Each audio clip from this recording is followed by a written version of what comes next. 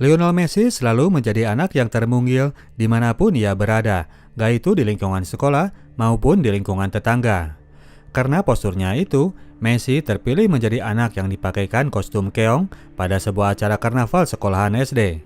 Messi sendiri sangat menyukainya karena anak yang sangat pemalu ini jadi berasa sembunyi jika berada di dalam kostum. Kalau malunya udah hilang, bisalah dia bergerak lincah ngesot mondar-mandir di halaman sekolah. Sejak dari kecil, bocah ini memang sudah terlalu lengket dengan yang namanya bola sepak. Kebetulan dua kakaknya, Rodri dan Matias, sudah aktif bergabung dengan tim sepak bola. Suatu hari waktu ia masih berumur 6 tahun, Messi kecil diantar neneknya untuk menonton pertandingan sepak bola di lapangan dekat rumah. Dari kecil, sang nenek sudah meramalkan bahwa Leo akan jadi pesepak bola yang lebih baik dari kedua kakaknya. Bukan karena urusan fisik, namun karena si bungsu lebih punya imajinasi yang penuh misteri. Pada saat itu, pertandingan tertunda karena seorang pemain tim Grandoli ada yang belum datang. Messi kecil ternyata sudah pede untuk minta diajak main. Maka dari itu, sang nenek pun mengusulkan cucunya kepada pelatih Grandoli untuk menjadi pengganti. Dia bilang bahwa cucunya ini meskipun mungil, namun larinya sangat cepat bagaikan peluru. Biar pertandingan bisa segera dilangsungkan, sang pelatih langsung menyuruh Messi untuk turun ke lapangan. Nyatanya di dalam lapangan, Messi nggak berhenti mendribel bola. Meskipun masih belum ngerti gaya tiki-taka, setidaknya anak itu berhasil beberapa kali menjebol gawang lawan. Messi yang dari kecil sudah menunjukkan gak ada minat dengan pelajaran akademik, meneruskan sepak bola sebagai interest utamanya. Di umuran SD itu, ia bergabung dengan klub Newell's Old Boys. Angkatan Messi ini dikenal sebagai The Machine 87, yang mana semua anaknya lahir di tahun 1987 dan mereka ini hampir tidak pernah terkalahkan. Lionel Messi yang menjadi bintangnya, pemberi assist dan pencetak gol. Pernah suatu hari mereka mengikuti lomba yang hadiahnya adalah sepeda. Di pertandingan final, si Messi ini kekunci di dalam toilet. Beberapa waktu berada di dalam, baru akhirnya Messi mau nekat dobrak jendela. Dia pun lari menuju lapangan dan ketika tiba, dia sudah telat 1 jam dan timnya sudah tertinggal 0-2. Waktu tinggal sisa 20 menit lagi ketika Messi kecil diturunkan. Anak itu pun langsung ngegas gocek sana-sini dan 4 gol pun tercipta. Anak-anak tim ini akhirnya pada pulang dengan berbekal sepeda. Berkat kesuksesan di turnamen tersebut, tim ini kemudian dikirim ke Peru untuk mengikuti sebuah turnamen usia 8 tahun. Messi kecil mengacak-ngacak semua tim lawan. The Machine 87 berhasil menjuarai turnamen tersebut. Ketika masuk di umur 9 tahun, terlihat sudah bahwa tubuh Messi tetap tidak tumbuh seperti anak yang lainnya. Untuk itu, kedua orang tuanya melakukan konsultasi kepada seorang dokter. Analisa dari dokter bahwa anak ini mengalami defisiensi dalam hormon pertumbuhannya. Untuk itu, Messi kecil harus menjalani terapi harian. Secara rutin harus diberikan suntikan hormon yang harganya sangat mahal. Untungnya sebagian dari biaya masih bisa ditanggung oleh BPJS Argentina. Namun demikian, Pak Dokter menjamin bahwa Messi kecil masih bisa terus bermain bola. Messi pun sangat termotivasi untuk menjalani terapi. Seringkali ia pulang duluan ketika temannya masih asik nongkrong di lapangan bola. Messi pulang untuk memeriksa sentian, lalu menyuntikkan sendiri pen penyuntik hormonnya. Messi sudah capek jadi anak yang paling boncel. Suatu hari, Messi dicegat oleh anak-anak kampung yang umurannya lebih besar. Anak-anak ini meledek Messi karena postur mungkilnya itu. Messi kecil ternyata sudah berani untuk menentang.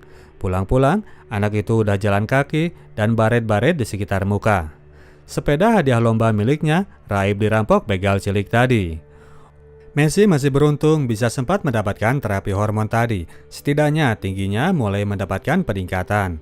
Kalau tanpa suntikan hormon itu, entah seberapa munggil tubuh Messi saat ini. Dan Messi mungkin gak akan berhasil menyundul bola ke gawang MU di final Champions 2009.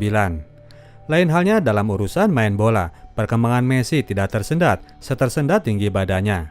Messi yang mengidolakan Pablo Aimar ini makin jago saja di dalam lapangan. Suatu hari terjadi hal yang tidak terduga. Dalam masa resesi ekonomi Argentina, ayah Messi harus kehilangan pekerjaannya.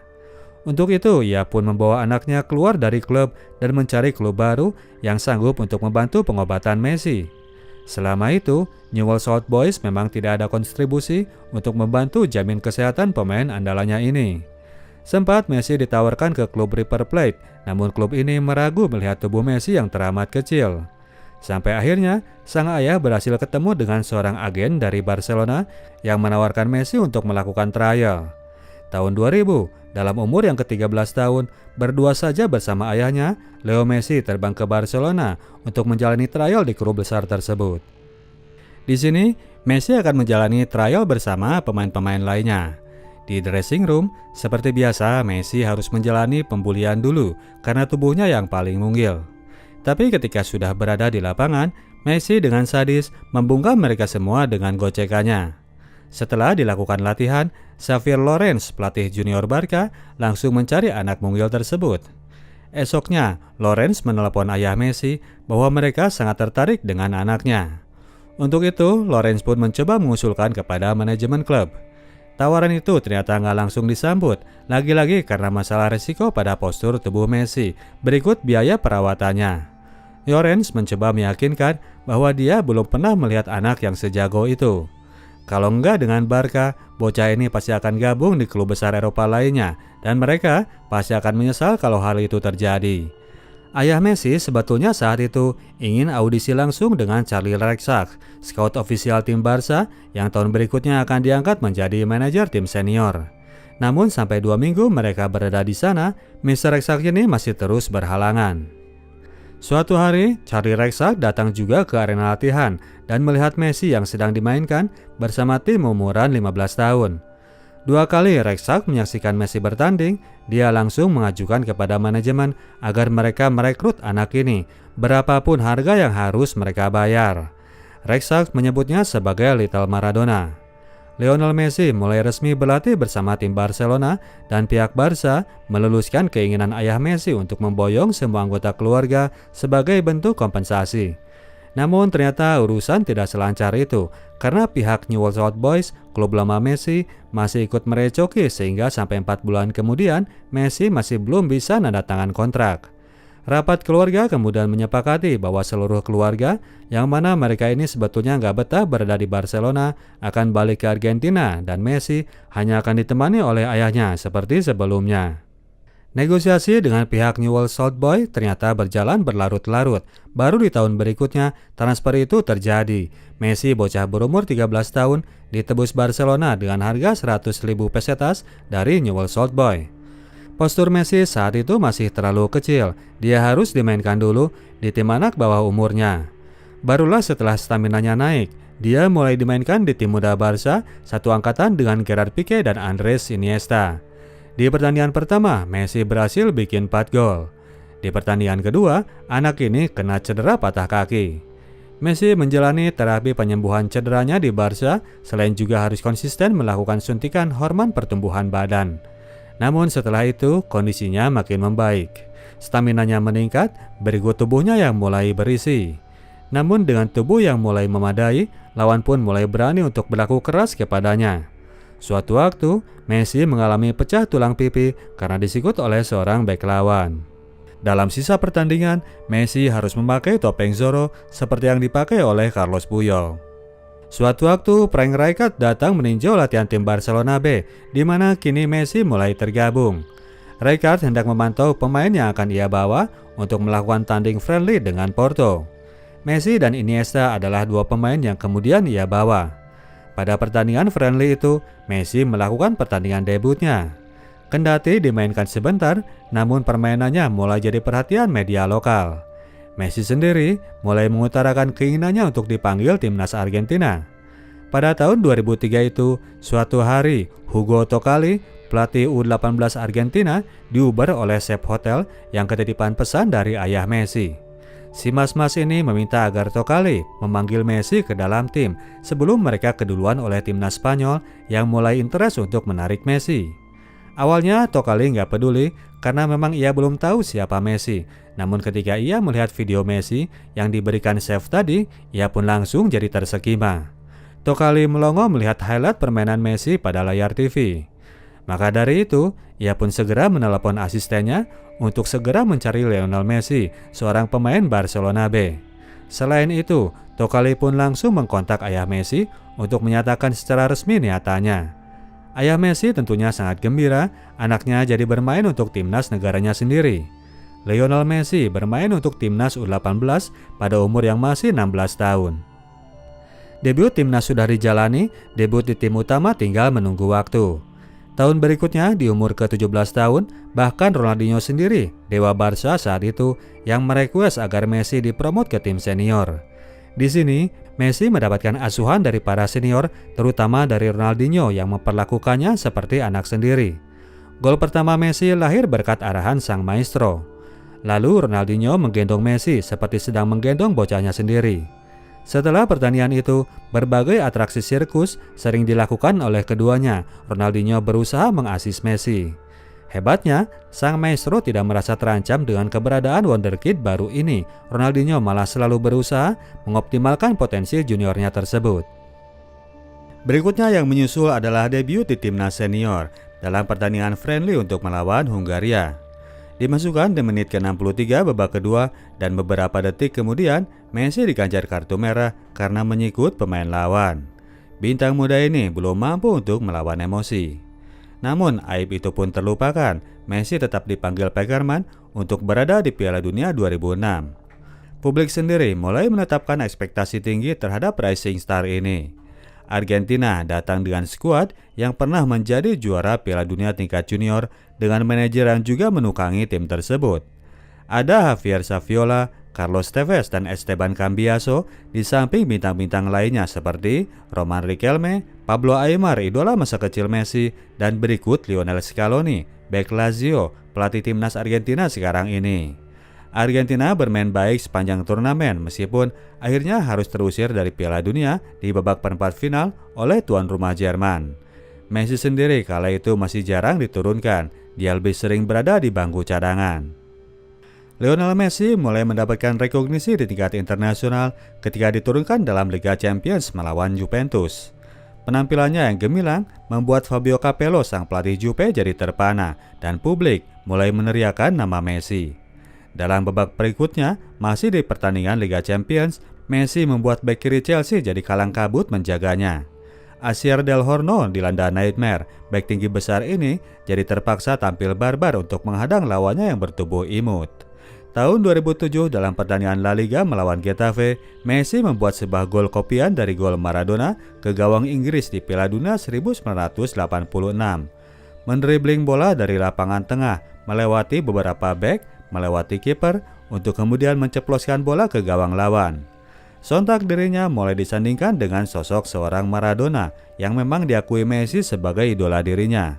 Apalagi ketika kemudian Messi pun ikut bikin gol yang berbau tangan Tuhan. Komplit sudah predikat Messi sebagai jelmaan Maradona. Publik Argentina sendiri menginginkan agar Messi bisa menggantikan sosok Maradona. Argentina sudah kelewat haus juara, mereka butuh seorang inspirator baru. Milestone berikutnya adalah pertandingan El Clasico. Barca yang sedang kehilangan sihir Ronaldinho berhasil terselamatkan oleh hat-trick sang bocah ajaib. Selepas kepergian Ronaldinho, Pep Guardiola mengubah posisi Messi untuk mengisi lubang yang ditinggalkannya. Lionel Messi dengan baik berhasil mengisi posisi itu. Absennya Ronaldinho seolah tergantikan dalam wujud seorang Messi. Pep menjadikan Messi sebagai center dari permainan tim. Samuel Eto'o dan Thierry Henry harus memberikan jalan bagi kreativitasnya. Yang gak bisa connect terpaksa disingkirkan. Itulah yang terjadi dengan Ibra, pemain hebat namun seringkali terlalu egosentris sehingga dianggap menghambat pergerakan Messi. Pep menempatkan kaki Messi sebagai orbit dari bola permainan Barca. Maka dari itu, trio Xavi, Busquets dan Iniesta jadi sangat cocok untuk mengawal ruang tengah bagi Messi.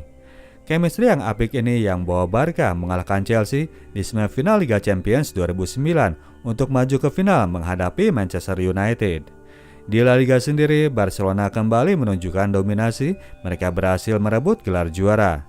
Beberapa minggu kemudian, gelar juara itu dilengkapi dengan gelar Copa del Rey dan berikutnya, gelar Liga Champions tidak lupa mereka sikat setelah mereka berhasil mengalahkan Manchester United dengan skor 2-0.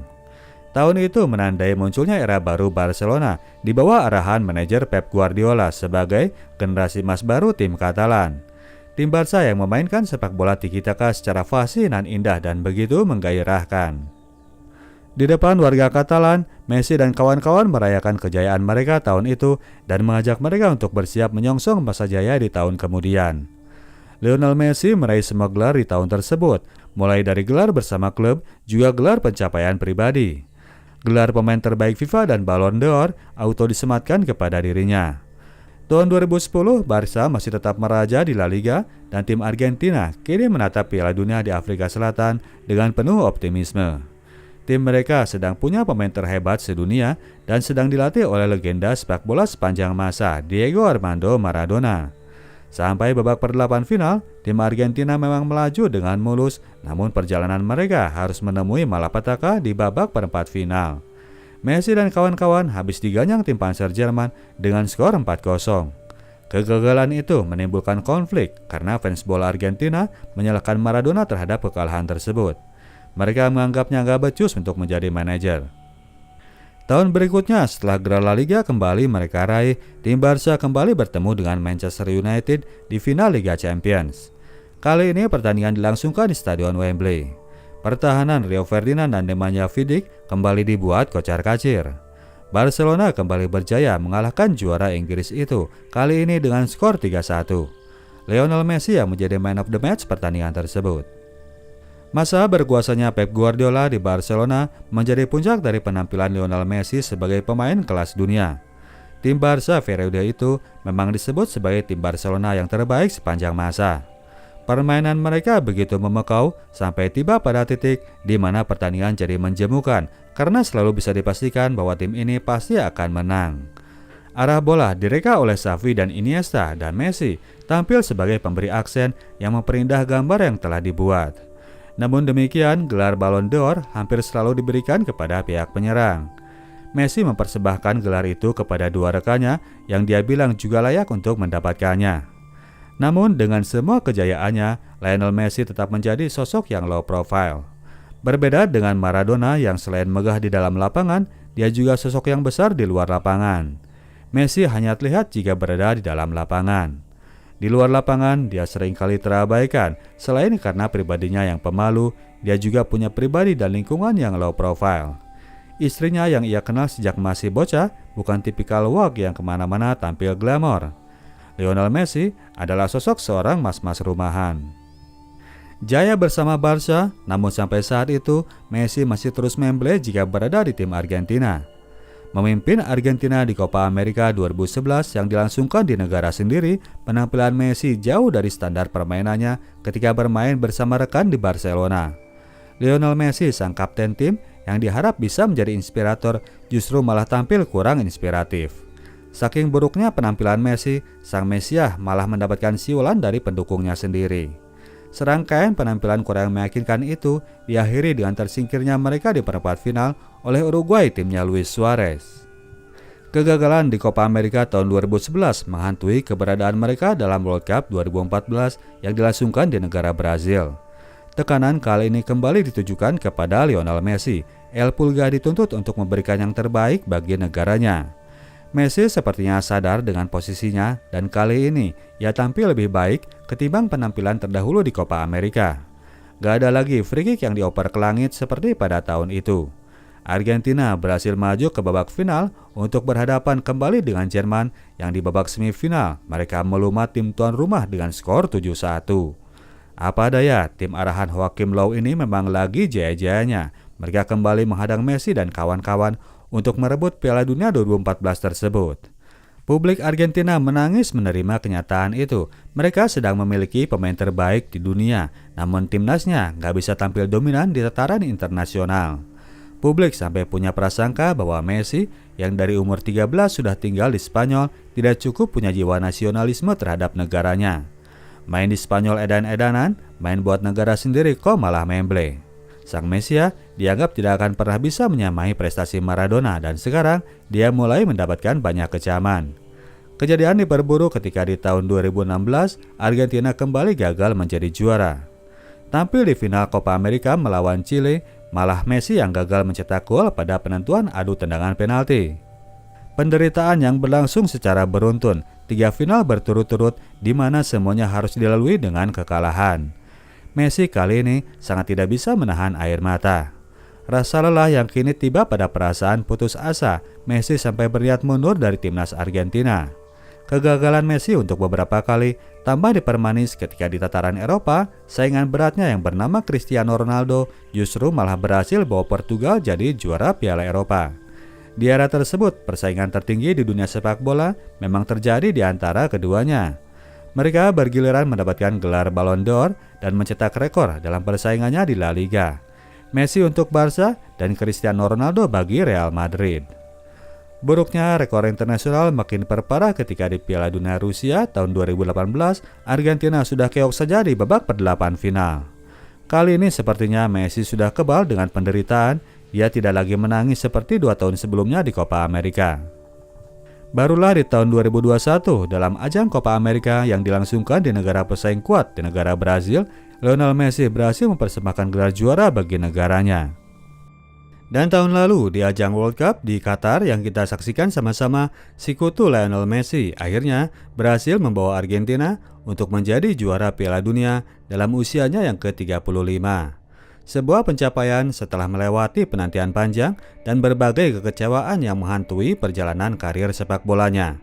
Lionel Messi kini mulai disandingkan dengan kebesaran nama seorang Diego Maradona karena bisa menyamai prestasinya menjuarai Piala Dunia.